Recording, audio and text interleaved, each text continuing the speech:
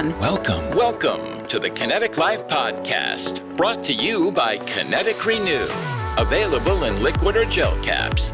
In this episode, Ultrasound Induced Hibernation, preserving your drug habit, Commander Complex, more than just a comic book hero.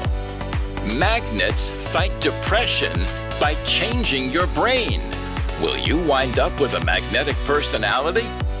And now, here are two guys who are polar opposites. Your hosts, Michael Shalavutis and Dr. Mark Hertzberg. Welcome back, everyone, to another amazing episode of the KINETIQ Live Podcast. I'm your host, Mike Shalavutis, with my good friend, Dr. Mark Hertzberg. And that would be me over here, who's sitting next to my old pal, Mr. Mike. Good to see you again, Mark. Well, actually, that's a little hyperbole. You can't see me. I'm behind all of this sound cushioning device. But they don't know and that. Stuff.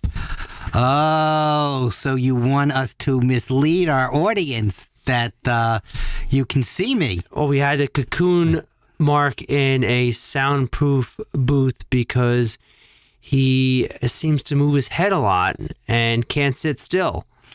The sound man and I have issues. Well, since we can't provide a tissue, we just covered you in soundproof material. I am completely soundproofed. I suggested to much simpler remove all air from the area and the sound would naturally disappear, but nobody listened to the brilliant suggestion. Something about the other people being air breathers. Well, Mark... You know what air is good for? Breathing, speaking. That's right, carrying sound. Well, you know, there's been some new technology, new research that we might be able to send you to deep space. Also, it, I believe, will give an excuse for why someone like me might fall asleep at the opera. Or just fall asleep in general. Well, there has to be noise that I can blame it on. Yeah, I don't think they have ultrasound at the opera, but could be wrong. I think opera is the definition of ultrasound. Well, so the study talked about human torpor? Is that how it's pronounced? No one knows how it's pronounced. Torpor? T-O-R-P-O-R. Pronounce it as you like. Torpor. Torpor is technically a type of hibernation seen in small rodents? It's seen in quite a few animals. It's a much shorter time span.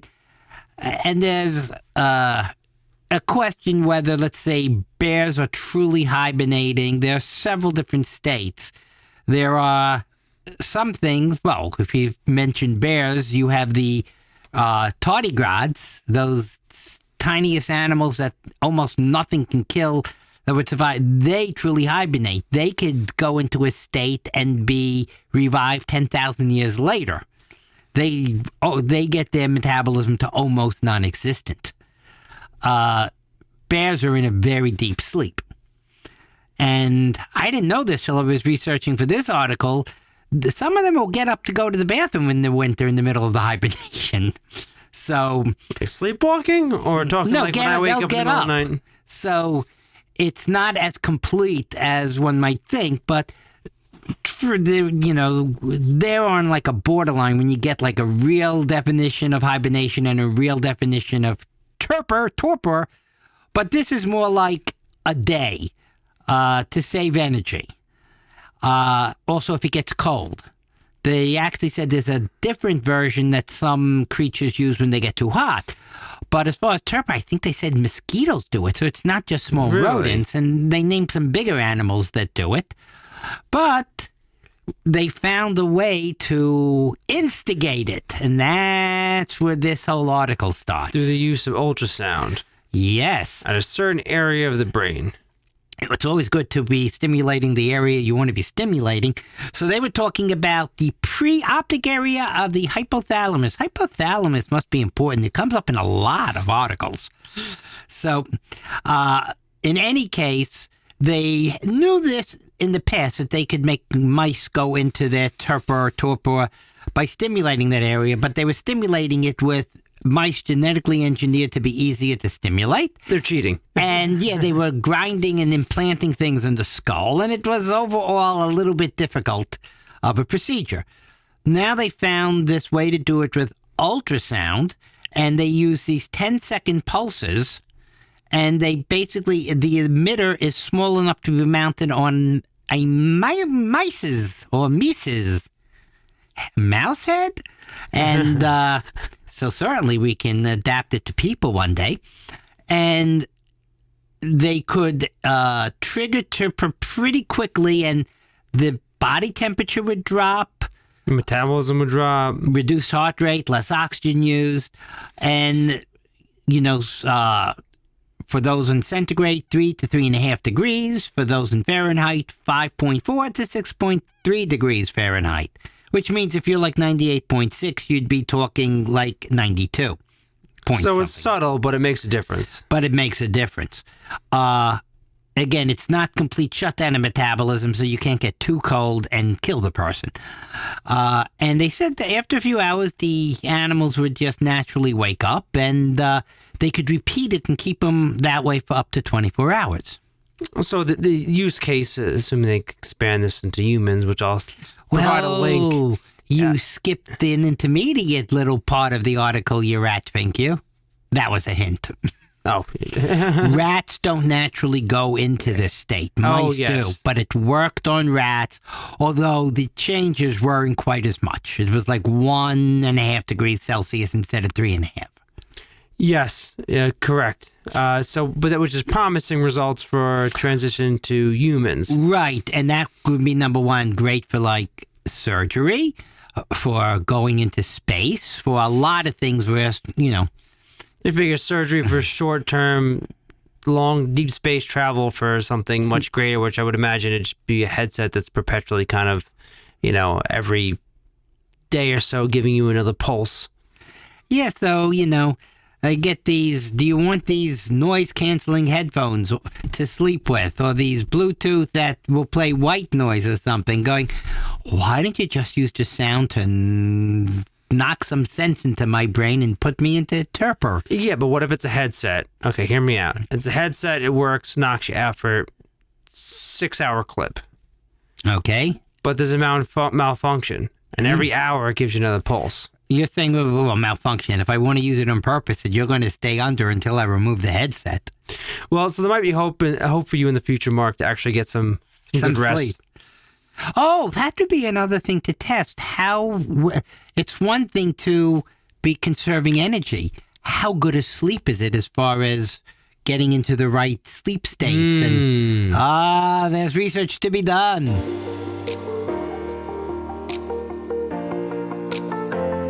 The KINETIQ Life podcast is sponsored by KINETIQ Renew. With benefits like anxiety relief that doesn't knock you out, Renew increases energy, focus, and provides brain support. So get on with your day with Renew in liquid or gel caps.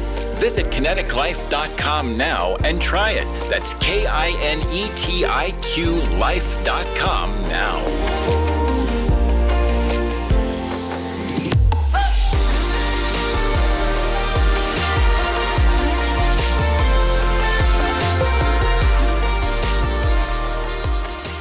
So, Mark, I know you've been really big into edibles, and I've been eating since I can remember.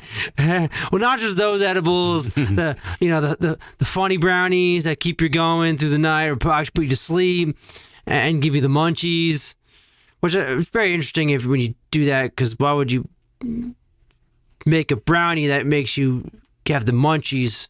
You think you eat more brownies. Yeah, but you think you want to make it. Yeah, but you have peanuts that make you buy beer. Why can't you have brownies that make you buy brownies? You eat more of the wrong brownies, then it just increases the problem until you get too far gone. You know, I think you want to put it in, like, I don't know. You know, it sounds like when Homer Simpson was sent to HE double hockey stick, and they tried to torture him by stuffing infinite amount of donuts down his mouth, and he enjoyed it. So, I mean, if you put it where it's, you spread the oil on a celery stick, you're not going to go back for more celery sticks. You're going to probably want to eat a brownie afterwards. But okay, but I digress. How long will those brownies last? Well, do they have an expiration date? I know strawberries have expiration dates. Bananas have expiration dates. Well, that's why using the benefits of not THC, which is the psychoactive ingredient in cannabis, but CBD, which is a lot of different types of CBD, but this just talks about CBD in general, using a CBD-based biodegradable coating for your food to preserve it, to improve shelf life. Okay, that sounds like a promising development. How do we go about this, Mr. Wizard? Well, I mean, CBD has a lot of antimicrobial properties, which itself is safe, and it's not a psychoactive ingredient. Actually, CBD is shown to have a lot of anti-inflammatory ingredient properties, and just has some general good health benefits on its own. But it's using a CBD biodegradable polymer, and they kind of spray it, I believe, on... I believe they first make nanoparticles out of the CBD. Yes, you're right. So this is nanotechnology, which is always cool. So... And they tested it on strawberries. I saw in the article, amongst other things. Right. They turn it... They make it part of a solution, and then they bring in another solution, and when you mix them all, you dip the fruit into it. Oh, no. You dip the fruit into the first solution, then you dip it into a second dip, and it becomes a gel of a coating. And it drastically increased the shelf life of produce. And you don't have to wash it off because you can eat it. So it's not like a poison or something, or some other type of thing that preserves it, but you better wash the thing off. This is completely edible. Which is nice. Which is how this whole thing started, talking about edibles. Oh, especially, yes. We got distracted before coming back to it. But food waste, especially in developed countries, is something that's an issue. A lot of food is thrown away, especially when it comes to produce. How many times have you gone to the grocery store and you pick up some container of blueberries or something, and you look at the bottom and it's all moldied out, and no one's buying that now. So from a cost standpoint for both the producer as well as just a waste of energy. And what about first world countries, where one of the reasons people get fat is somebody says, if you don't eat that now, it's just going to spoil? I'm pretty sure the foods that they're eating to make them fat probably don't ever spoil, i.e. McDonald's fries, Twinkies. Strawberry shortcake has the same strawberries that they preserved here. If my strawberries would last longer, I could save a slice for tomorrow. Yeah, we'll go with that too. Yay. Either way, it's a technology that might be, once perfected, a minute increase in the price of said produce. Actually, it'll probably break the same or become cheaper, because the amount of produce that's probably lost through transportation and no one buying it because it's gone bad, if that is reduced, things might actually be cheaper for you. Okay, now here's the big question that nobody else but, of course, yours truly looks at this article and thinks right away. But you would. If this CBD has such incredible antimicrobial powers, it probably developed them because it has a big need to fight microbials, which might mean that there are a lot of these bacteria and other single-celled organisms that have a drug habit. They are coming for the THC, and the CBD had to find a way to protect the plant. So you're saying that the cannabis plant previously was prone to fungus? Attracting a fungi? Well, how many people? I'm smoking this joint because I'm a fungi. So it all comes together, even old jokes. But yeah, so maybe that some of these microbials are interested in some of these things.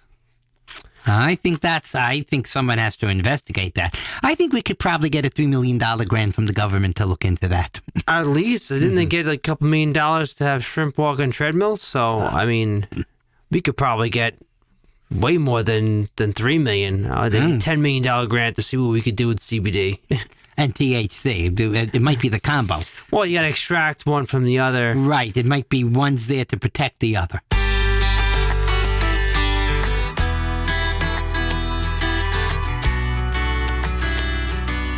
I never looked at the consequences of missing a big shot. When you think about the consequences, you always think of negative results. Heart is what separates the good from the great. The minute you get away from fundamentals, whether it's proper technique, work ethic, or mental preparation, the bottom can fall out of your game, your schoolwork, your job, whatever you're doing. Michael Jordan. Okay, so this was it's kind of a high-level thing. This article I was a little bit confused on because it was all over the place. But it has the greatest name of any name that will come across in a long time. They talked about a protein called the Commander Complex. Well, a group of proteins. The Commander Complex. 16 protein strong, or was that a 16? Well, it said 16 strong, and I'm going, do they mean that it's 16 and never less than 16, or at least 16, maybe more than 16?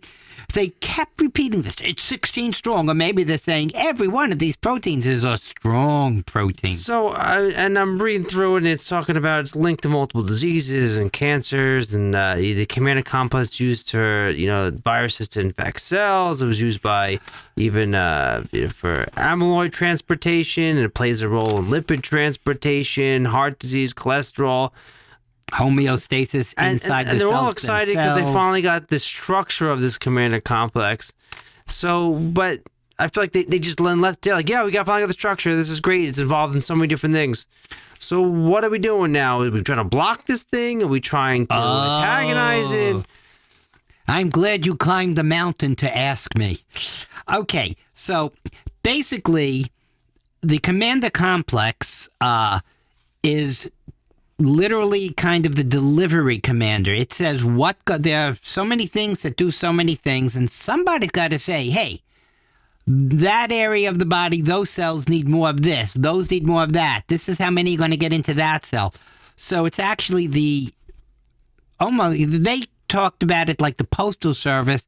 I think you might think of it also as like air traffic control. It's telling you go to that runway, you deliver this there, you go to that terminal. It tells everything, it coordinates everything. So it's in charge of the delivery and routing system. Think of that the airport is mainly bringing in cargo planes. And the big thing here is there were different proteins involved, and for a long time, because they were looking at how important each protein was, because things that go right with this or things that go wrong with this, are behind almost everything that happens in the body is somehow affected by this. Some viruses will commandeer it's almost like a terrorist gets into the flight control area and changes things. To get into cells, they'll send commands allowing them into cells.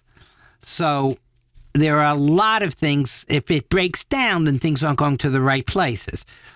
Sometimes you could use it to deliver a drug to the right place. What they found here is it's not, or at least according to what they believe and are forming a model, it's not about this protein or that protein. It's the entire group of 16 together as a team that counts.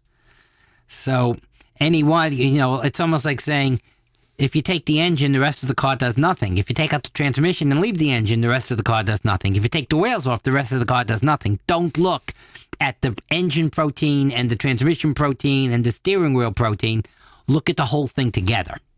Okay, so they're using this for potential improvement of drug delivery, and if there's an issue with it, how to address it. So issue with your internal Commander complex, and because of that, you having, amyloid plaque buildup or high cholesterol or cancer, that they will use that as a target for therapy? To help the therapy, if something went wrong with it, or if a virus is using it, then you use it that way. If maybe you're thinking it can help you with whatever your other therapy is going to be, you use it to deliver to the right places. I think we're very early on, but they're basically saying they're now working the idea that stop looking at each one, look at the whole thing, and they're mapping it to understand how they work as a team. But I'm more interested in the fact that the Commander Complex is just the greatest name. Is Commander Complex a bunch of homes you put together on a military base for high-ranking officers? Is it a comic book? Don't worry, Commander Complex is here to save the day. Or maybe it's people in an insane asylum who think they're Napoleon or Captain Kirk. Well, they're suffering from the Commander Complex. It's just a great name. Oh, complete aside, the Napoleon is coming out on, I believe it's Netflix. I believe it's the same director from Gladiator, and it looks good. Ah. It looks real good. It's was Joaquin Phoenix is supposed to be Napoleon. I mean, the preview looks like. I mean, I'm not sure if it's a miniseries or it's gonna be just one really long movie, but okay, well, there you go. So all of you junior Napoleons out there have something to look forward to, both from your health standpoint as well as a movie or miniseries coming out this fall. I wonder how it ends. Believe you can, and you're halfway there. Theodore Roosevelt. One part at a time, one day at a time, we can accomplish any goal we set for ourselves. Karen Casey. The only limit to the height of your achievements is the reach of your dreams and your willingness to work for them. Author unknown.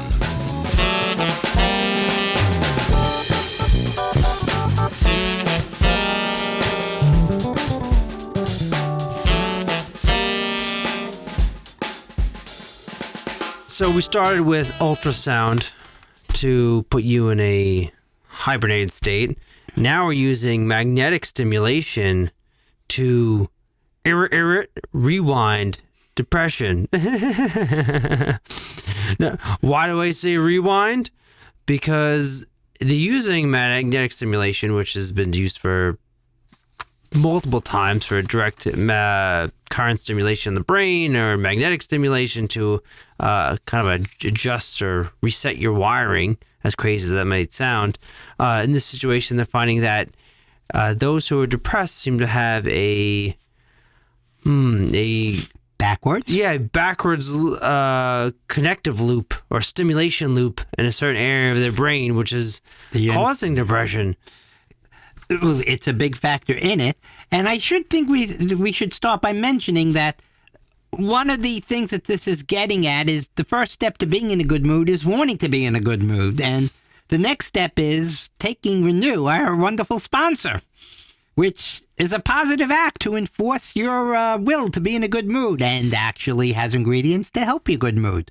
But enough of that. If those amazing ingredients don't help you, you could use a large electromagnet on your anterior insula. Maybe we should start including magnets as a secret prize in every carton of Renew. It's a helmet with a magnet in it. Well, basically what they're getting at is that a brain region, I believe the anterior insula, that takes in sensation. So that basically meaning vision, hearing, odor, all the sensations are kind of send signals into so the idea of what's going on in the world goes to this part of the brain, and then that it also senses important basic things like pain, taste, temperature, and it will send it to the anterior cingulate cortex, which I only know because I wrote it down,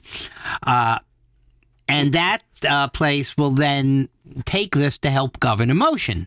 So if I am screaming so loud that your ears bleed and you get this signal of pain, it'll send a message to your emotional part to make you sad or mad, angry, or just go, but he's scary, so leave it alone. Well, they found that 75% of individuals who were clinically depressed had the opposite loop. Instead of the anterior insula sending messages to anterior cingulate, which is the sensation area sending to area of emotion. It was the other way around. The area of emotion was sending to the sensation. Right. So basically, and this, I love this article because it gets into something that I said most people said with a lot of things that basically have an opinion and they have an emotion, they feel this, and they make everything fit into that. And most people spend a lot of time unhappy because it's like they'd rather complain than be grateful for the situation. But that actually starts saying they're interpreting everything as being the worst possible interpretation of what it is. So most people you're going, oh, they're so annoying, they complain and make everybody feel bad, going, they feel the worst because they interpret everything as bad. And this is kind of saying that in these depressed people, the emotion is sending the message to the senses going, you feel bad. Whatever you feel, interpret it that way. So as opposed to, but it's a bright sunny day and I'm walking through a flower garden, licking my ice cream cone, I feel good. The emotion says, whatever you're doing, you hate it. So I hate ice cream tastes bland. It's not as sunny as you want it to be. Yeah. So to me, this is like a physical discovery that just supports what I've thought about humans all along. Well, through this test, they said there's a 90% remission rate, an improvement in depression in individuals that use this magnetic stimulation on this area of the brain and kind of, I guess, reset the hardwiring. And right now we're living in a world where everyone seems to be either depressed or mad or just emotionally, easily upset. So something like this, where you should get helmets made with these magnetic stimulation and pass them around, that should be, free use. Well, I don't know if that works for everyone or someone where this real physical oddity is behind it, because my version is more that your thought process can lead it, as opposed to this being the same thing but on a more mechanical basis. But I think it was I go through hundreds of articles till we pick the ones we want. But so I think it was another article over the last few weeks where they were saying that one thing people can do to feel better is like have yourself a mini Thanksgiving. If at the beginning of the day, or if you need it a couple times a day, stop and go, this is what's good about me. I'm worried about this and this and this, but basically this is how good everything is. This is how bad it can be for other people. And if I think, and they go, people who spend the time to consider what makes them grateful or what they should be happier about tend to get a lot of health benefits and they live longer over a long span. Interpret, they're going, I had a much better last 3 weeks than the 3 weeks before, and the only real difference was they kept reminding themselves during that time that things ain't so bad. Unfortunately, we live in a world where people, one bad thing will happen. Instead of looking at the 5 good things, they look at the one bad thing. I got news for you. One good thing happens to someone else, and people are angry for decades. So, hey, and the internet, social media thrives on this. It's all, it's not just somebody says things that make other people feel bad. They're psyching themselves up to feel bad. I agree. I think if people took even one moment a day to say what's good in their life, whether it's the fact that they're breathing, the functioning legs, their health, a roof over their head, the stuff that, the little things that people take advantage of, don't appreciate because it's there all the time, are some big things. Here's a simple thing to put a smile on someone's face. And I don't want to jinx the rest of this session, but I think our producer is grateful that I haven't moved away from the mic nearly as much as I usually do. It's the little things in life. Little things. Okay. Do we have anything more to say about this, or do you think we should put this topic to bed for the night? I think put it to bed, and you should, say what you're grateful for. I am grateful for the ability to put it off till later.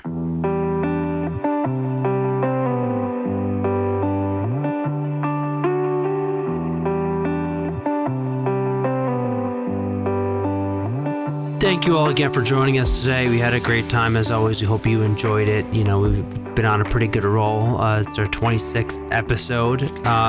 You know, after 26 episodes, you're supposed to become blood brothers. But remember, when you take the knife, not a straight line, a wavy wound.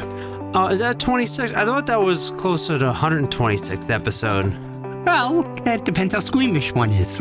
I think we're leaning towards the 120.